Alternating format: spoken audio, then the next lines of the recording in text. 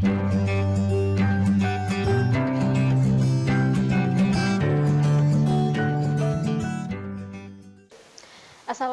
warahmatullahi wabarakatuh. Bertemu lagi dengan saya Hesti Sapitri. Di sini saya masih akan membahas mengenai riset operasional part kedua. Adapun poin-poinnya yaitu yang pertama analisis antrian dan yang kedua metode transportasi. Oke, kita bahas yang pertama adalah analisis antrian. Analisis antrian pertama kali diperkenalkan oleh A.K. Erlang pada tahun 1913 yang mempelajari fluktuasi permintaan fasilitas telepon dan keterlambatan pelayanannya. Saat ini, analisis antrian banyak diterapkan di bidang bisnis seperti bank dan supermarket. Yang kedua, ada juga di bidang industri, ada pelayanan mesin otomatis, dan di bidang transportasi seperti pelabuhan udara, pelabuhan laut, dan jasa-jasa pos, dan masih banyak lainnya. Nah, analisis antrian memberikan informasi probabilitas yang dinamakan operation karakteristik yang dapat membantu pengambilan keputusan dalam merancang fasilitas pelayanan antrian untuk mengatasi permintaan pelayanan yang fluktuatif secara random dan menjaga keseimbangan antara biaya pelayanan dan biaya menunggu. Komponen proses antrian. Komponen dasar proses antrian ini terdiri dari kedatangan, pelayanan, dan antri. Yang pertama adalah kedatangan. Setiap masalah antrian melibatkan kedatangan, misalnya orang, mobil, dan panggilan telepon untuk dilayani. Unsur ini sering disebut proses input. Proses input meliputi sumber kedatangan atau biasa dinamakan calling population dan cara terjadinya kedatangan yang umumnya merupakan proses random. Yang kedua ada pelayanan. Pelayanan atau mekanisme pelayanan dapat terdiri dari satu atau lebih pelayan atau satu atau lebih fasilitas pelayanan. Contohnya, pada sebuah check-out counter dari suatu supermarket terkadang hanya ada seorang pelayan, tetapi bisa juga diisi seorang kasir dengan pembantunya untuk memasukkan barang-barang ke dalam kantong plastik. Sebuah bank dapat mempekerjakan seorang atau banyak teller. Di samping itu, perlu diketahui bahwa cara pelayanannya itu dirampungkan yang kadang-kadang merupakan proses yang random. Yang ketiga itu ada antri. Inti dari analisis antrian adalah antri itu sendiri. Timbulnya antrian terutama tergantung dari sifat kedatangan dan proses pelayanannya. Penentu antrian lain yang penting adalah disiplin antri. Disiplin antri adalah aturan keputusan yang menjelaskan cara melayani pengantri. Misalnya, datang awal dilayani lebih dulu atau dikenal dengan singkatan FCFS.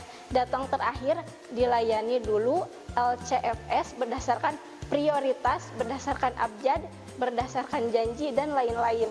Jika tak ada antrian berarti terdapat pelayanan yang nganggur atau kelebihan fasilitas pelayanan. Nah, struktur dasar proses antrian. Proses antrian pada dasarnya dikelompokkan ke dalam 4 struktur dasar menurut sifat-sifat fasilitas pelayanannya, yaitu satu saluran dan satu tahapan. Yang kedua,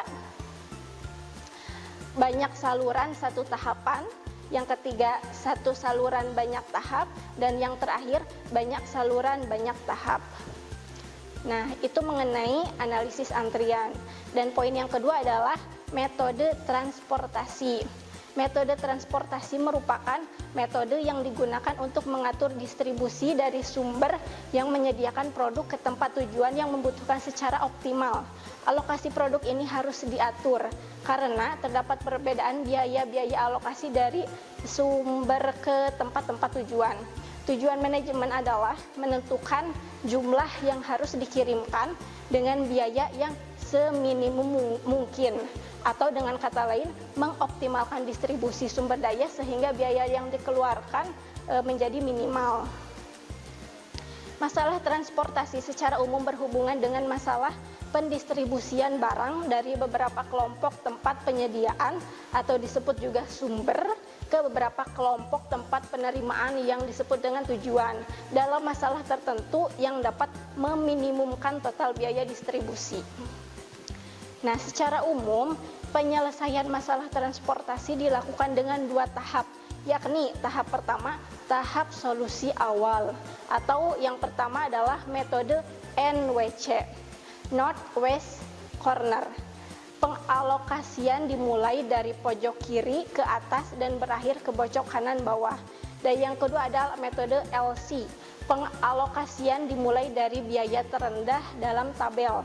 Yang ketiga ada metode FARM, yaitu pengalokasian dilakukan pada kotak variabel dengan biaya terendah pada baris atau kolom yang terpilih. Yang keempat ada metode RAM, yaitu pengalokasian dilakukan dengan nilai negatif terbesar. Dan yang kedua ada tahap solusi akhir.